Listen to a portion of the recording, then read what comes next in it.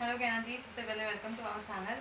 क्या कुछ कहना चाहोगे आप लॉकअप और एकता कपूर को लेके जो कंट्रोवर्सी आपने बोली है कि आपको इतने महीने तक घर पे बिताया, उसकी स्टोरी थोड़ी सी अगर आप शॉर्ट में स्टार्ट से बता सकते हो। मैं ये बोलना चाहूँगी कि मैंने इन्हें अप्रोच नहीं किया था।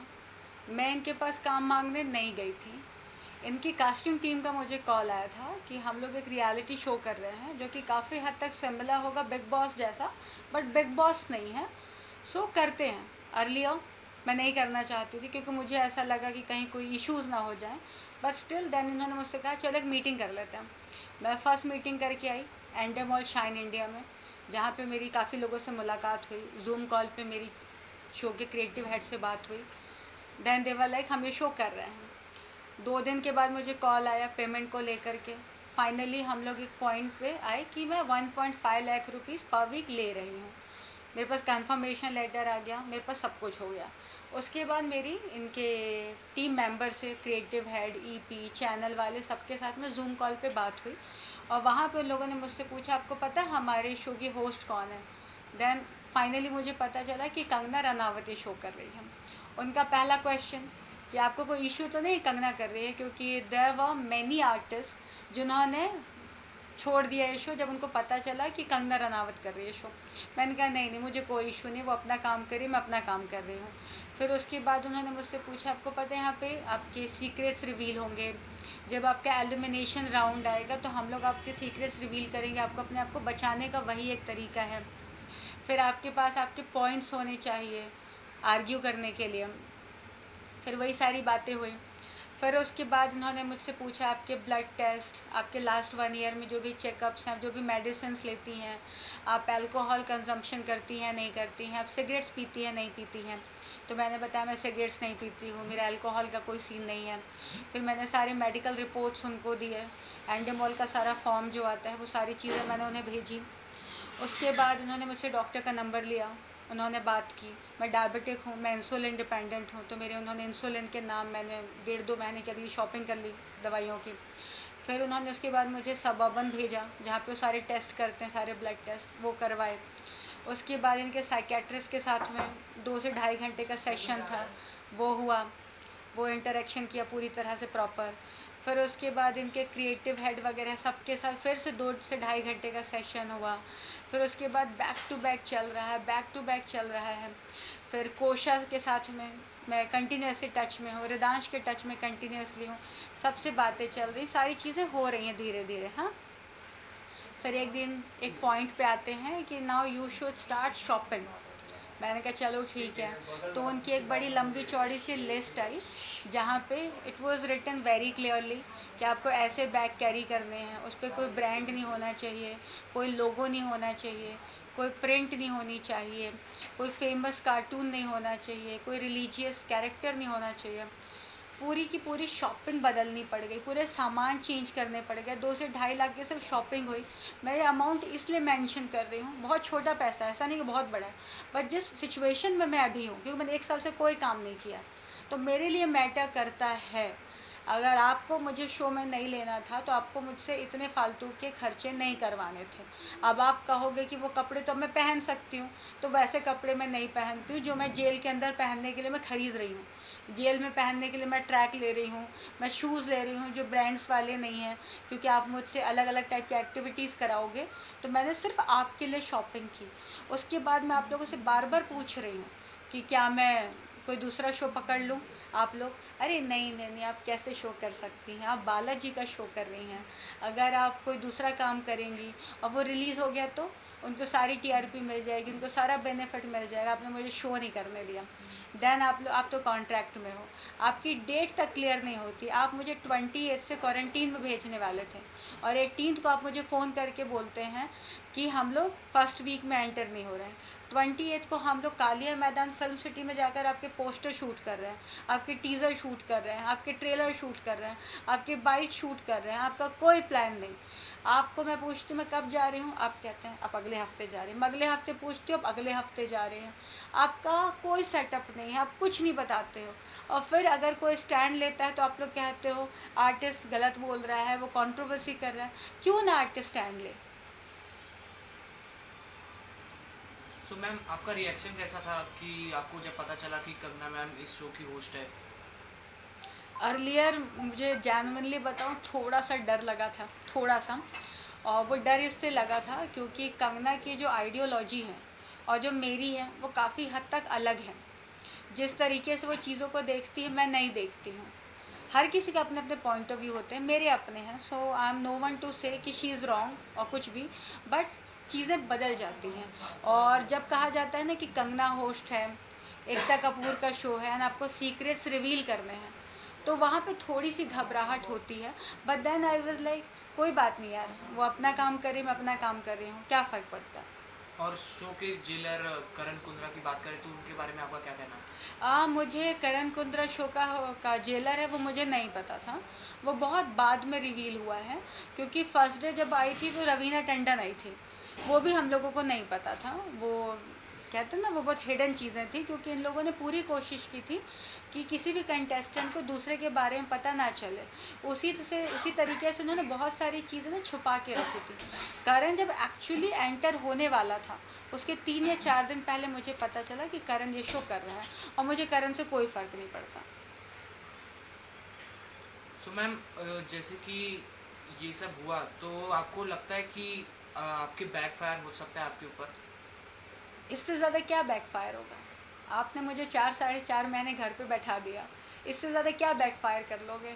बैकफायर तब होती है चीज़ें जब आप पे कोई ट्रस्ट करता है। मैंने आप पे ट्रस्ट किया इसलिए मैं बेवकूफ़ बन गई, मैं आप पे दोबारा ट्रस्ट नहीं करूँगी।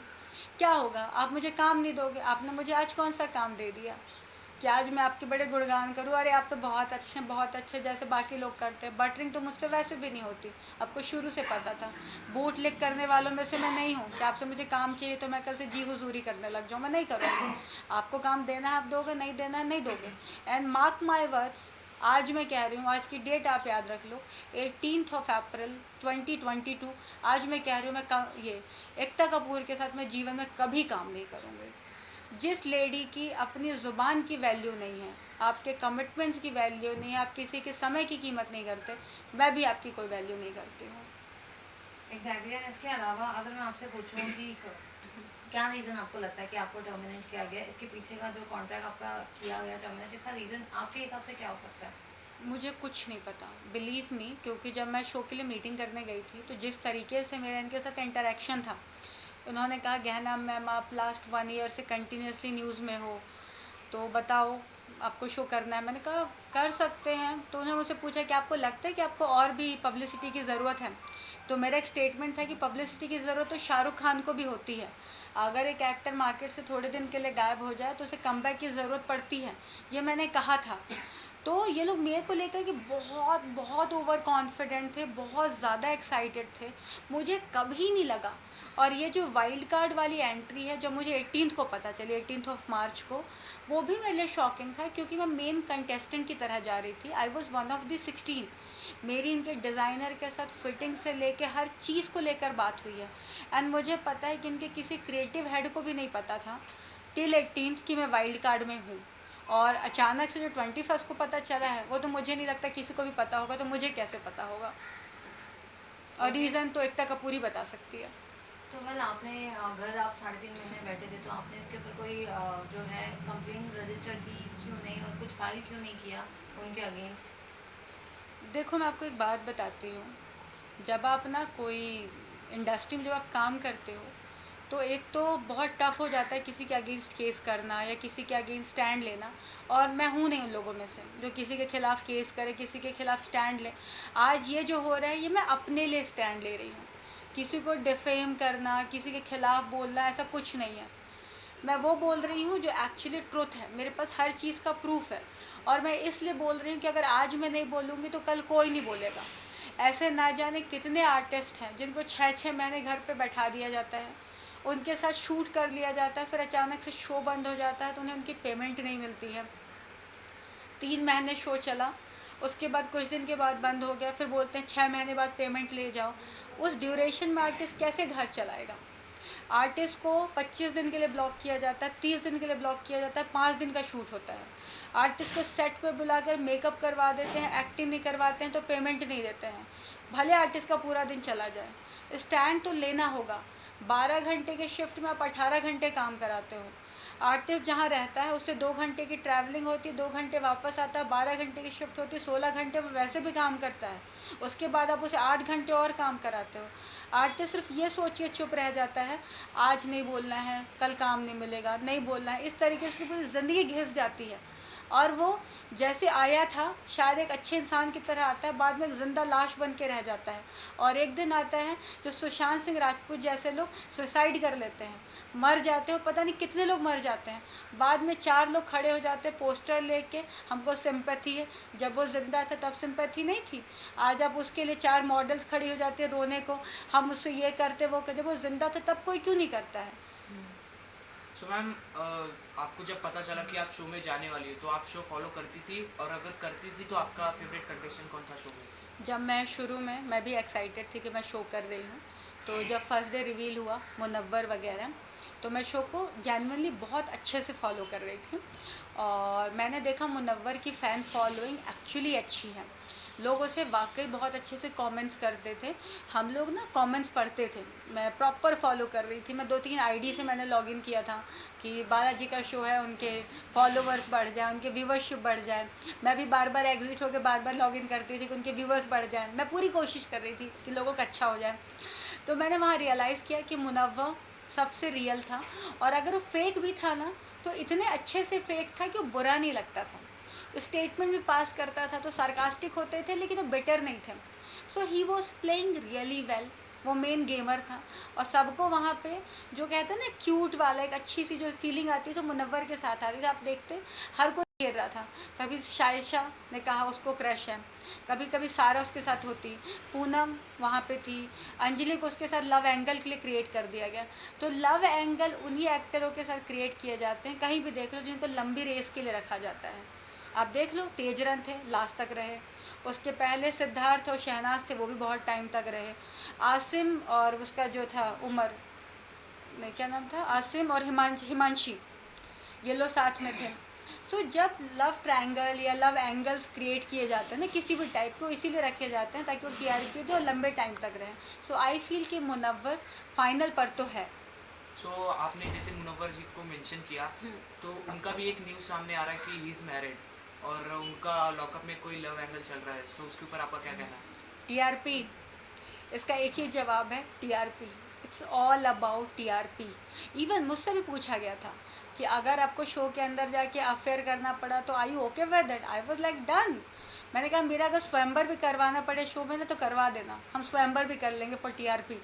सो ये सारा गेम तो टीआरपी का है। जो कंटेस्टेंट टीआरपी देता है वो ज़्यादा टाइम तक है। आप लड़ कर दो, झगड़ के दो, रो कर दो, ड्रामे करके दो। सो ये सारा गेम टीआरपी का है। एंड मुझे पता नहीं क्यों लगता है, मैं हालांकि कोई प्रेडिक्टर नहीं हूँ, बट फिर भी मुझे ऐसा लगता है कि जिस दिन ये शो ख़त्म होगा अंजलि एंड मुनव्वर मिलेंगे भी नहीं।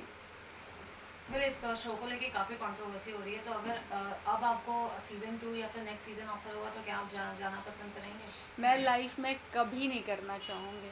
मुझे अगर अभी फ़ोन आए ना कि कल आप इनकी वाइल्ड कार्ड एंट्री में चले जाओ, अगर वो मुझसे कहते हैं कि हम आपको जो पे कर रहे हैं उससे हम आपको 10 गुना भी ज़्यादा देते हैं, मैं तो भी नहीं करूँगी। मैं अपनी लाइफ में अपनी बात को लेकर बहुत पक्की हूँ, और जो उतर गया नज़र से ना उतर गया। एकता मैम, आपने पूरी इज्जत खो दी यार। बिलीव मी, मैं आपकी बहुत बड़ी फ़ैन थी, मैं लड़ जाती थी लोगों से आप लोगों के लिए, बट अब आपकी ना 0.1% भी रिस्पेक्ट नहीं है। और आज क्या, किसी भी साल में मैं आपका कभी कोई शो नहीं करूँगी। सो लॉकअप के अलावा कोई अदर शो, रियलिटी शो जो आपको पसंद हो और आप उसमें जाना चाहो? अभी फ़िलहाल मुझे नहीं मालूम, अभी मेरा कोई फेवरेट शो नहीं है, अभी कुछ भी नहीं है।